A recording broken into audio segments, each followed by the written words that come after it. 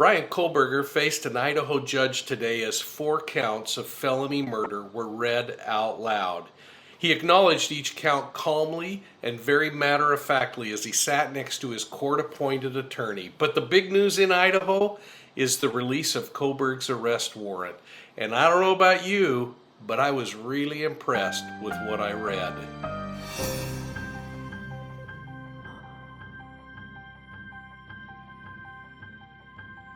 Well, hey folks, did you catch today's hearing as Brian Kohlberger started his first day as an Idaho resident hearing the criminal charges that are against him? It was quick and it was to the point, and you can watch the whole thing if you go over to YouTube and look for the Brian Kohlberger hearing raw video. Or you can watch the news accounts and other accounts. I just didn't think it was worth showing. The judge read each charge, though, naming each of the 4 victims. Kohlberger responded that he understood the charges against him, and frankly, I sighed a breath of relief, knowing that the arrest warrant held up, that it not only provided enough information to get this guy arrested and get him back to Idaho, but the criminal investigation is now entering a new phase. Now, thanks so much for joining Profiling Evil tonight. And please take a moment, hit that like and subscribe button and ring the bell so you're getting all of our notifications.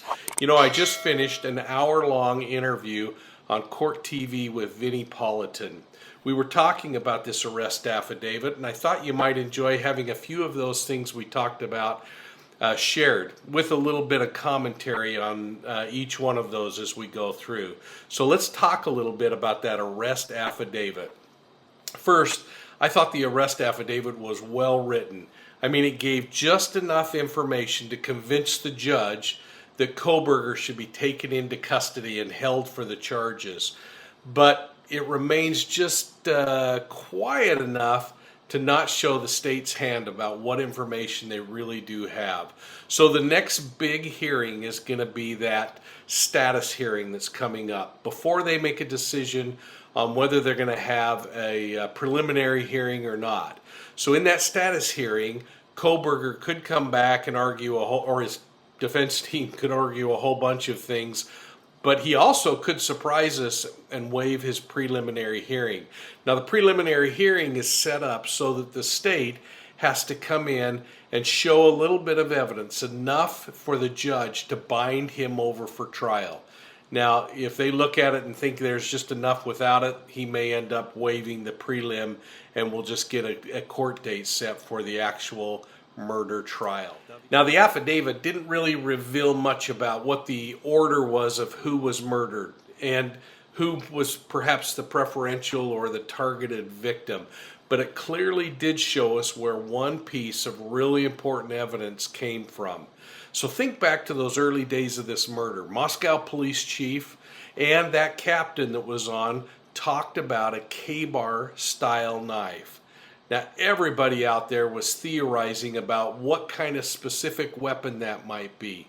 The mystery was solved in the second page of the affidavit when the document exposed that a K-bar knife sheath, that's the leather covering over the knife, was found next to Maddie's body. On that sheath, police discovered DNA that didn't match up with any of the victims in the crime scene or anyone else that frequented that house. Now, as we discussed this piece of evidence on Court TV tonight, Vinnie asked my colleague and forensic phenom, Joseph Scott Morgan, what his thoughts were about the knife. And then he turned to me with the same question. So let's listen to Joe Scott's responses and then mine. And then I hope you'll stop for a second, take a moment, and enter your thoughts down below about what you think about that knife and the process of what's going on. We'll talk a little more about the DNA in just a moment. He more than likely came in holding the knife that was held in the sheath, removed the knife from the sheath, and he had to click. You know, they talked about that spot, that button up there, which is where they recovered that DNA from. Now, I don't know what the source of that DNA was. I don't know if it was blood or if it was sweat. It's hard to tell at this point, but nonetheless, they tied that back, and then they tied it back to the trash. They have this common denominator that is his father, you know, and when you're thinking about all of this from the perspective of, like genetic genealogy where you're going back and you're trying to tie people back. This is the end of the road here. This means that you've created this profile. And again, these numbers are astronomical when you begin to talk about it. And it's going to be a tough hill to climb for the defense. Mike King, as Lauren mentioned earlier this hour, do you agree? Do you think that the fact that the sheath is found in the upstairs bedroom, that Kaylee and Maddie were the first two victims and perhaps the real target here? That's a tough one to think about. It may be that he got disorganized as he went through this whole thing, and that's when he left it behind.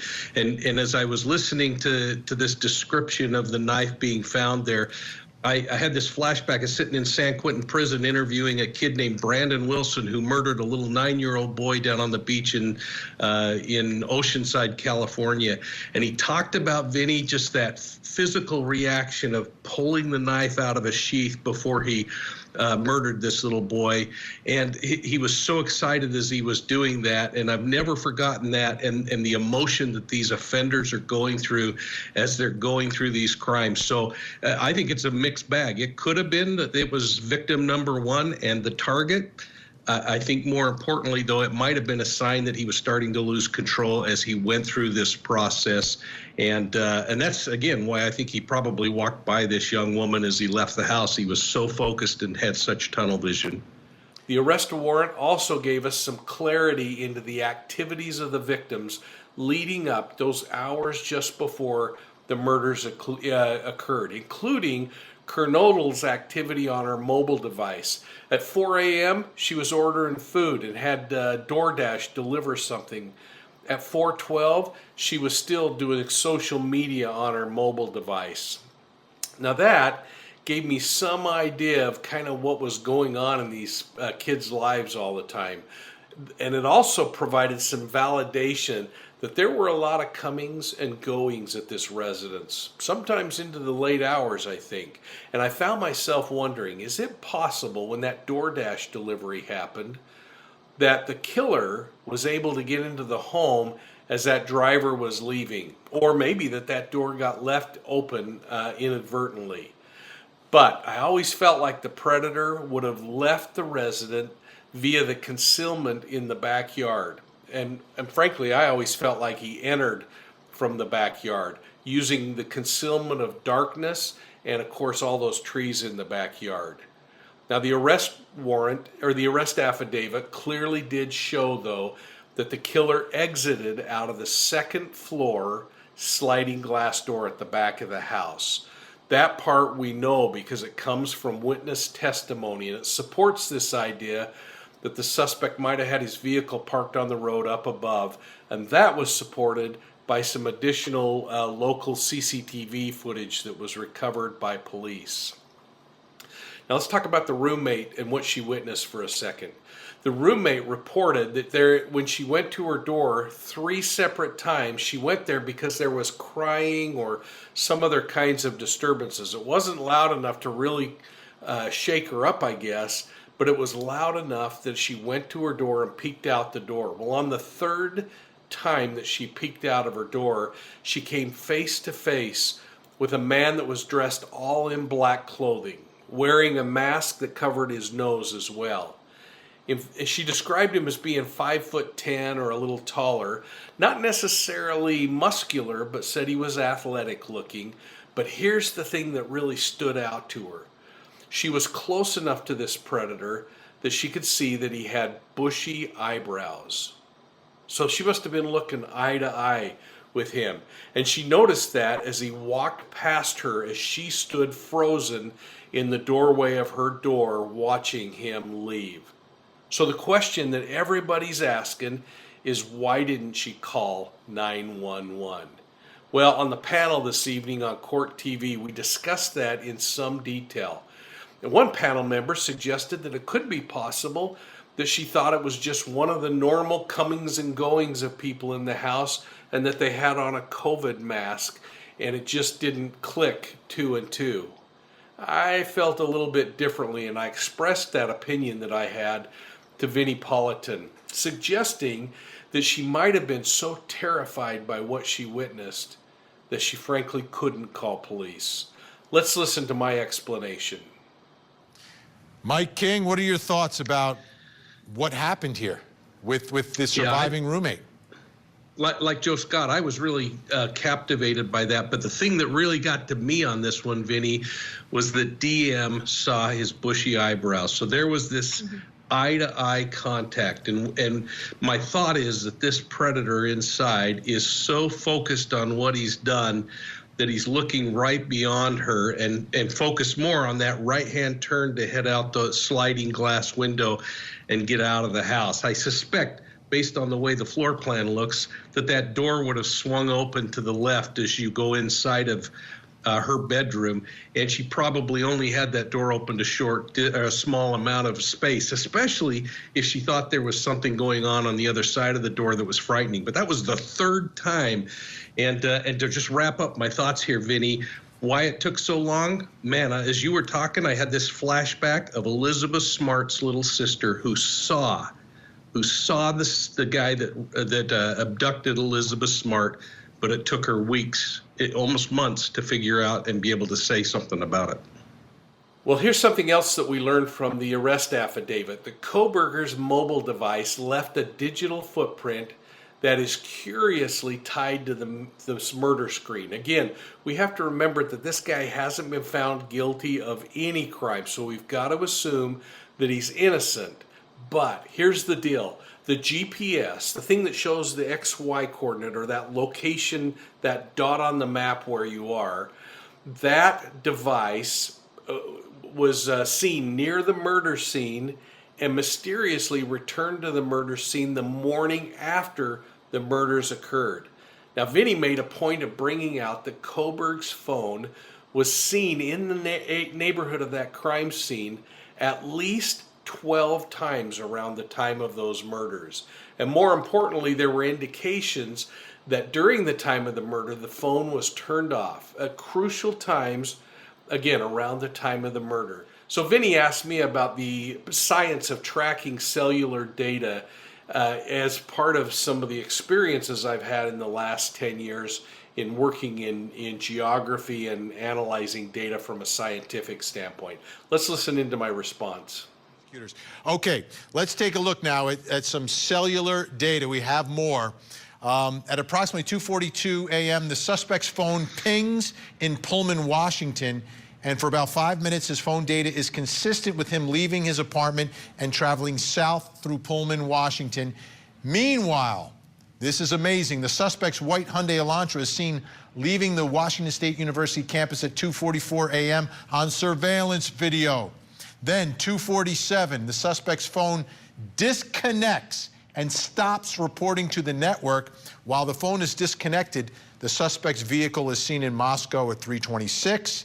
It's then seen making 3 passes by the King Road residence between 3:29 and 4 o'clock, then attempting to park at 4:04, and finally at 4:20, his vehicle is seen leaving the King Road residence at a high rate of speed. 20 minutes after the suspect's car is seen leaving, 4:48, his phone is reconnected to the network. At approximately 4:48, his phone reconnects, locating the phone at the Idaho State Highway 95, south of Moscow, Idaho. And then at approximately 5:30 a.m., the suspect's phone location data is consistent with him traveling back to his apartment. Mike King, how reliable is this? How important is it to match the cell phone up with the surveillance video? Well, yeah, that's the cool part about this case, I think, Vinny, is that they have got the data. They've been able to access the records that show the triangulated location of that mobile device. And that's where they bring 3 towers together and say, hey, we believe that phone or that mobile device is in this general area. Takes a look at the towers themselves and says, what sector was that signal coming off of? And that gives them the ability to start planning out this route. But once they get inside that device and get the actual device location, that XY coordinate from the device, they can really start getting pretty prescriptive about where that thing was at those specific times. But the key things to me, the phone goes dead. the phone gets re-engaged, and they're able to show that as he makes that route down to the south and back up to the north. And then when things fall apart, he starts moving a whole lot more rapidly from point A to point B. So we see this disorganization kicking in as he starts really getting ramped up emotionally and many other ways. Well, finally, the arrest affidavit said that Kohlberg was coming into law enforcement's focus almost immediately following the crime. They were looking at his car. They were wondering why the plates were changing. They were looking at imagery of other body camera data that they collected. And the case really started to come together when they finally were able to obtain DNA from the Pennsylvania home of his parents' house after Kohlberg made that cross-country trip to his parents' home. That's when they tied the DNA to the sheath in the home. So thanks to an entry in the affidavit, we also solved another thing that was kind of plaguing my mindset, and that is the mystery surrounding those 2 traffic stops made by Indiana law enforcement. I mean, what are the chances back to back of that happening? And the affidavit clearly states that it was orchestrated, those stops were orchestrated by law enforcement in order to get a view of Kohlberger's hands. And here's what I think is so interesting. That's why it had to happen 10 minutes apart, because I am sure that that first deputy that collected that imagery off of his body camera immediately went back to see how the video turned out and realized it wasn't very good video, so they had to have the trooper stop him shortly after to get the rest of that video that showed his hands so much clearer. Well, this case is going to get really interesting as we progress through the upcoming series of hearings. The status hearing, a decision about the preliminary hearing, and whether this thing makes it to trial. But then the really big news is going to hit as we learn whether the state of Idaho is going to pursue the death penalty in the murder of these 4 University of Idaho college students. So what are your thoughts on this one, folks? I hope you're going to enter your comments down below. Make sure you're hitting the like and subscribe button. Tell your friends about Profiling Evil, and we'll see you all soon at the next crime scene.